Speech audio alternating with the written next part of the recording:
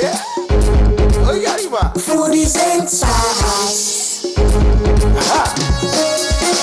Now they for kitchen, water done they for fire. Oh boy, see them done they for pots, they boy together. My belly done the sweet plus everybody they together. Food is inside. Food is inside. Food is inside. Food is inside. Hello Foodaholics and welcome to a very beautiful episode of Foodies and Spice. My name is Gina and today on the show we're going to China. And when we're back from China, I'm making a very beautiful Chinese dish. You will love it. Let's go to China first. Time to call your friends, neighbors, brothers, sisters, mama, papa, pikin, everybody. Foodies and Spice is about to start.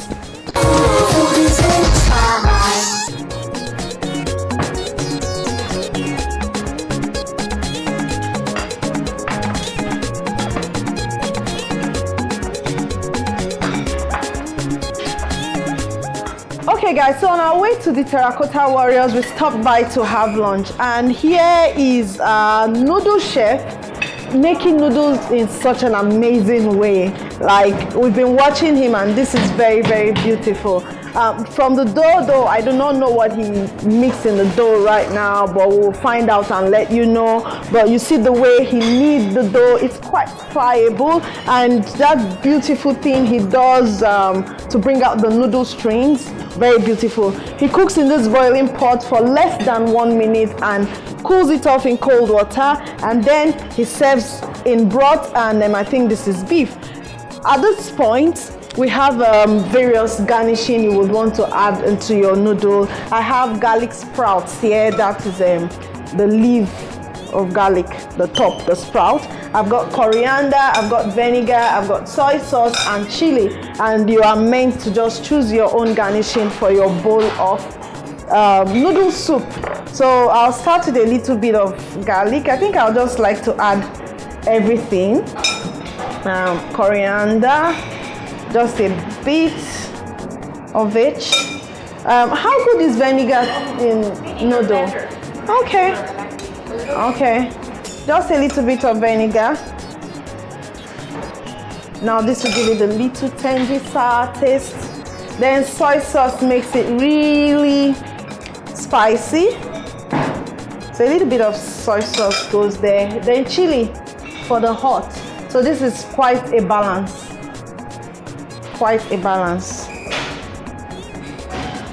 So this is our noodle soup.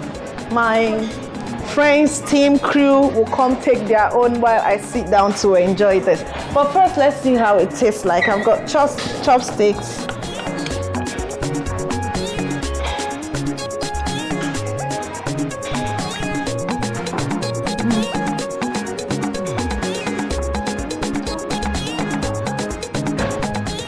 This is really good. Like, this is really, really good. Extremely good. I'll go to my table now. This is a place that houses the Terracotta Warriors. Selena is going to take us through the whole story of the terracotta, what do you call it? Making process, exactly. So these are miniature Terracotta Warriors. You can see them making it. So she's going to let us know everything about it. Now, if you have not heard of the Terracotta Warriors, I'll say watch some cartoons. You'll find out what they are. All right. Well, welcome to our factory. Yeah. This factory belongs to the Warriors Museum. It is also the biggest artwork factory in Shanxi province. Okay. We make replicas of the terracotta soldiers, beautiful lacquerware, silk embroidery. Later in that building, you will see all the local handicrafts. Okay. Well, in the factory, we make the warriors from the baby size to life size. Okay. We use plaster molds to make the little ones. Okay. And after molding, please look at here. After molding, the worker gets only a rough made shape. Yeah, she has to carve the details by hand. Okay. And after carving, the surface still has a lot of carving marks. She has to use a wet sponge with water to polish the surface, take off the carving marks. Yeah. After drying, they will be fired in the kiln. In the Qing Dynasty, 2,200 years ago, they were not molded like today. They were made by coiling method. Coiling method.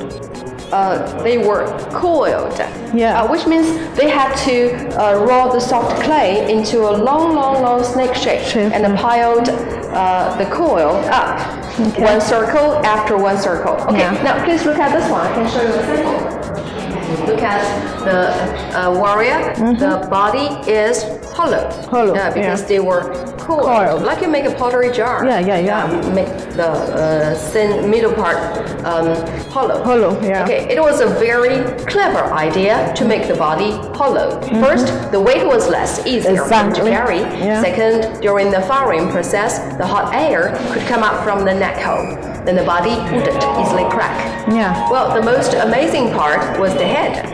All the warriors' heads were made individually, and the faces were sculpted based on the real soldiers at that time. They're all different. Okay, after here, I'd like to show you some. This is the clay. Where do you get this clay? The clay comes from the foot of the Lishan mountain. I guess you passed the mountain when you came here. Yes, we saw a mountain, but I don't know if that's the exact mountain you're talking about. Yes, the clay comes from the foot of the Lishan mountain. You can feel it's very fine. Very pliable. Yes, like Play-Doh. Look at these big ones. They are the same size as the original ones. Okay. The man in the middle with the dragon robe is the Emperor Qin, the first emperor of China and the greatest emperor. Really? Also built the Great Wall. And this is his actual height? No, he is just an imagination. Oh, okay.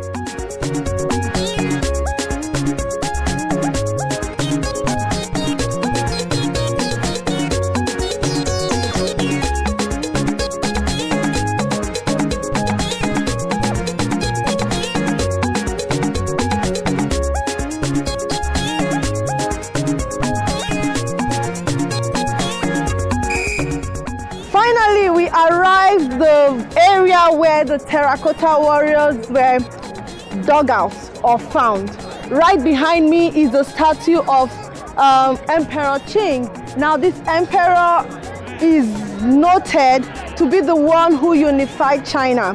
Now, another thing he did is the Terracotta Warriors. I don't know his rationale why he decided to build life-size statues of various warriors, but we are in the area where it was first found in the 1970s by a peasant farmer. So we'll go in there now and see the real life-size Terracotta Warriors. Let's go.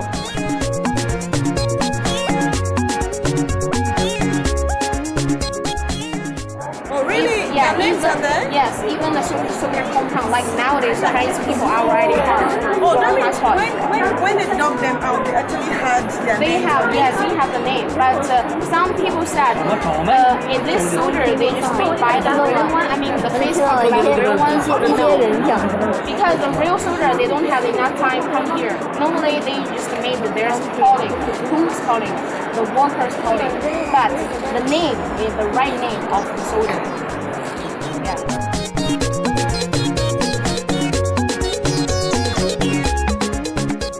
Foodies and Spice, Amazing China is powered by Beijing Wanxiang Travels. Very lovely outing in Xi'an. Like I said last week, Xi'an was one of the highlights of China. We ate a lot of food in China, and one thing that kept appearing at our table is the Chinese crispy beef sauce or stir fry. It was always appearing. So today I am making it. Now that crispy beef sauce, they serve it just the beef like that. So you can eat it with rice, you can eat it on your noodles or anyhow you want to eat it. So my focus today is the beef. Though I have noodle here, just to complete the plating. So I have beef, I have cornstarch, I have green pepper, spring onion, I have carrot, I have Scotch bonnet, that's the hot pepper. This will be replacing the Chinese chili that they usually use, so this is hot as well. I have black pepper, I have salt, I have sesame seeds, I have oil for frying. For the sauce, I have balsamic vinegar, I have sesame oil, I have chili sauce, and I have soy sauce.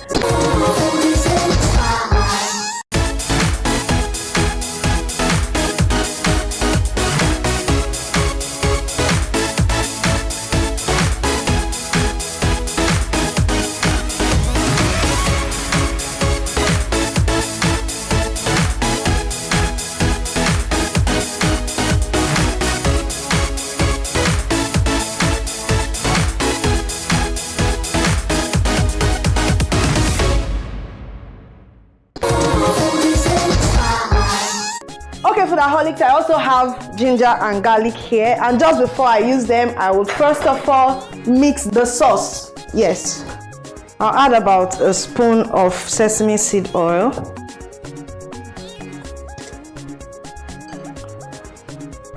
so this is a spoon of chili. Balsamic vinegar will be doing the work of the sour for us right now. Now for the savory, I have the soy sauce, 1 tablespoon.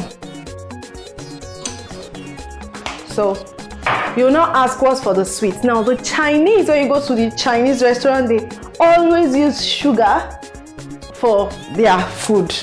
Yes, if you visit Chinese restaurants, they always use sugar to get that balance of sweet, sour, or savory. And I know most of us Nigerians, we usually run away from sugar these days. So that is why I'll be using honey instead of sugar. So I have 1 tablespoon too. Now this is just good for the sauce. Now if you are not into having sweet taste in your food, but it's really nice, yeah, you can omit the honey or you use fruit-based sugar like orange juice. So this is nice. This is our sauce.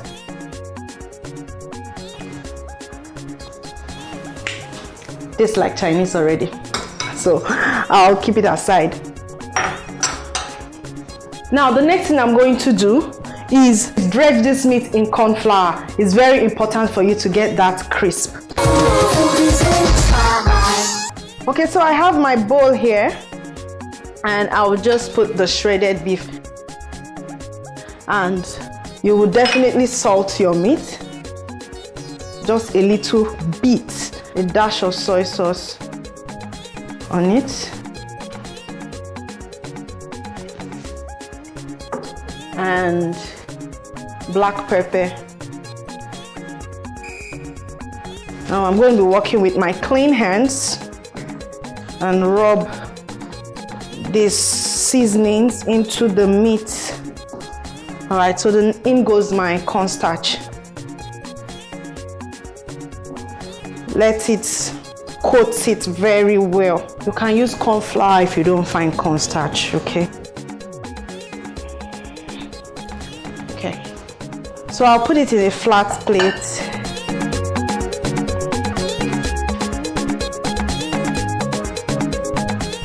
It is important to note that whenever you're making this Chinese crispy beef stir fry, it's best to have all your ingredients ready. So the next thing I'll be doing now is to cut the vegetables, the pepper, the carrot, the onions, smash the ginger, smash the garlic before we start cooking.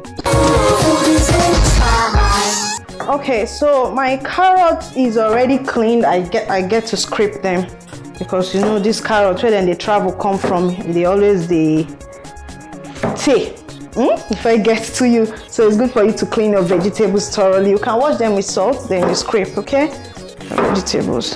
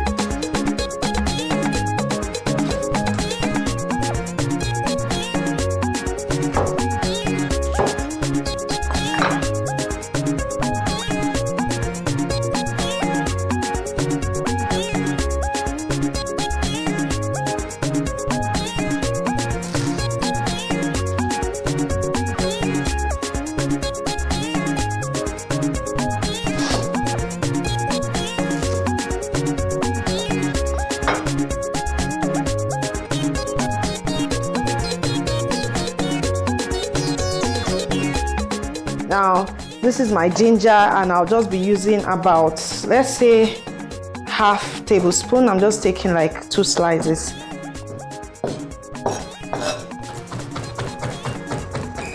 And I will mince it.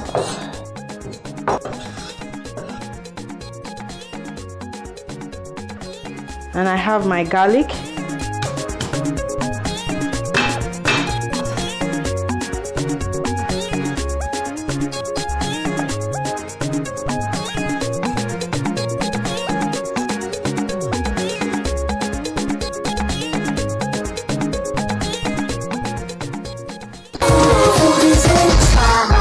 So I'm not going to be using so much oil, just a little bit to fry. And this is good. So I'll put some of the meat to fry.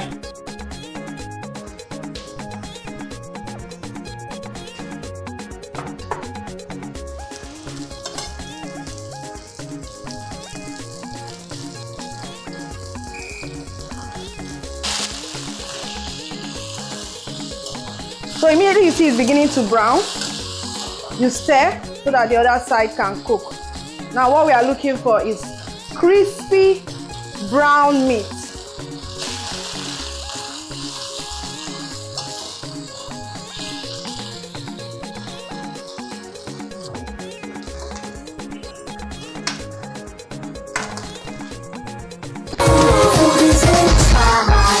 So I have a little oil here. And the next thing that will go in is my ginger, garlic, and some salt.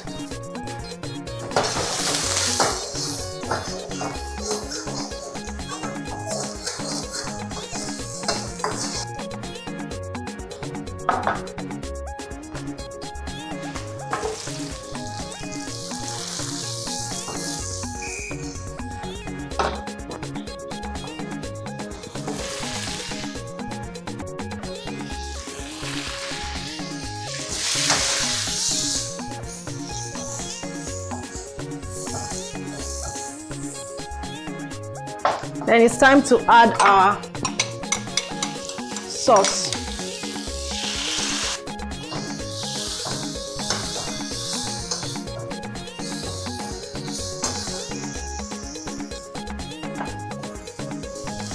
Put back the meat.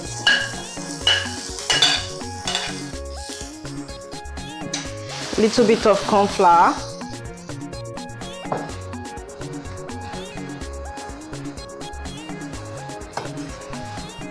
Some chili for some hotness. In place of chili, I'm adding scotch bonnet, the spring onion,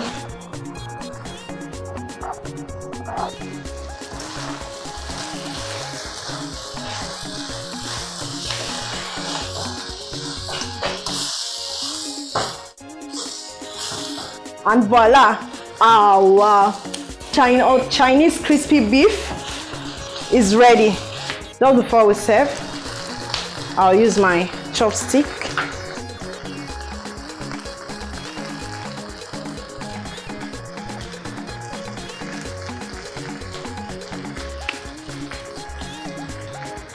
Fantastic. This is good. My beef stir fry is ready. Time to serve. All right, guys, we are almost coming to an end in this amazing China season, but trust me, everything is there for you on YouTube. You can always go back to watch it. So Xi'an, we're still in Xi'an. It was fun at the Terracotta Warriors. I was very, very pleased to see them after seeing them in so many movies and reading about them in so many books. Now there is still an opportunity for you to go to Xi'an and so many other places in China. All you need to do, call this number, visit the website, ask them questions, and they will take you to China, and it is quite affordable. You can always do plenty shopping. All right, that said, I always tell you people, follow me on Instagram and also go to YouTube and watch videos that you have missed. Usually it's not always videos that you have missed. Sometimes I drop videos that you cannot see on TV because I did not put it on TV. So I put this video last week and a lot of people have watched it and they really love it. I put about 14 different Nigerian recipes, easy one that you can use in your kitchen at any time. I titled it, "These easy Nigerian recipes will bring out the cook in you." 14 of them and people are watching it. So just go to www.youtube.com/Gina Ehikodi and watch it too. Yes, and I've got plenty messages. I've got Lizzie Okpara. She says, "Loving all these yummy recipes. I'm going to make some of them soon. Thanks for sharing, and you are certainly such a great chef. Happy Sunday with more blessings to you." Thank you so much. And Kiru Egbuje says, "The pumpkin pod you used to prepare the mian taushe, is it the one the Igbos call anyu, used to prepare yam?" I'm not too sure about what anyu is. So please, if you're watching and you know the difference between the pumpkin pod used for mian taushe and the one used for anyu, please go to my YouTube, www.youtube.com/Gina Ehikodi, and help me answer. In Kiru Egbuje, please help me answer her. But I know the one they used to call ayu in my own village is the one they get pumpkin leaves that you use for soup, ugu. Yeah, it's the one they get it from, and they don't eat that pod. They only eat the seed inside that pod. So I don't know if it's the same thing. You can please help us. Okay? Nkwachi Oji say, "You are simply the best. Great art of work. Here, Gina, amazing plates with wonderful memories." Thank you, Nkwachi. Jane Osuji says, "I have been a silent fan, but today I must say you are wonderful. I like the way you add fun to your cooking. Gina, you are the best. Thanks for this video." Thank you all so much. So please go check out this video that everybody is talking about, okay? Easy recipes that will bring out the cook in you. Now, our Chinese crispy beef stir fry is very beautiful. It's an easy recipe to make. You can use it for your parties, you can use it at home, you can serve it at Christmas, not your regular rice and stew all the time. I actually did not see stew in China where being served all this kind of crispy beef or beef in sauce or chicken things to eat the rice, and it was all really lovely. Easy to make. You can tweak your taste here and there, make it more spicy or make it more sour, but the one I'm making today is very balanced. Okay, all right, so let's go back and finish it.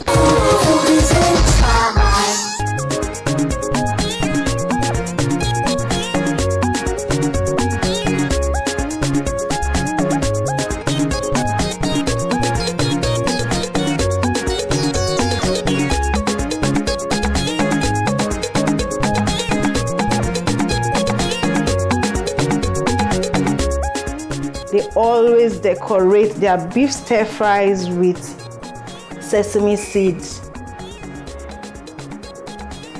So you just sprinkle toasted sesame seed on it, and voila, you have a beautiful plate of Chinese crispy beef stir fry in front of you.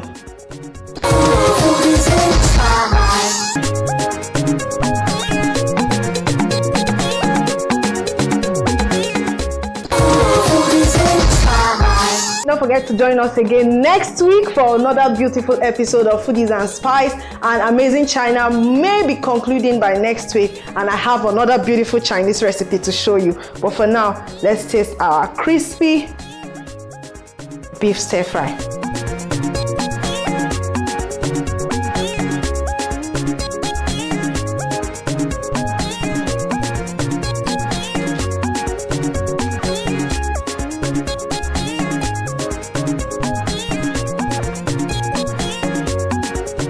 Taste another one.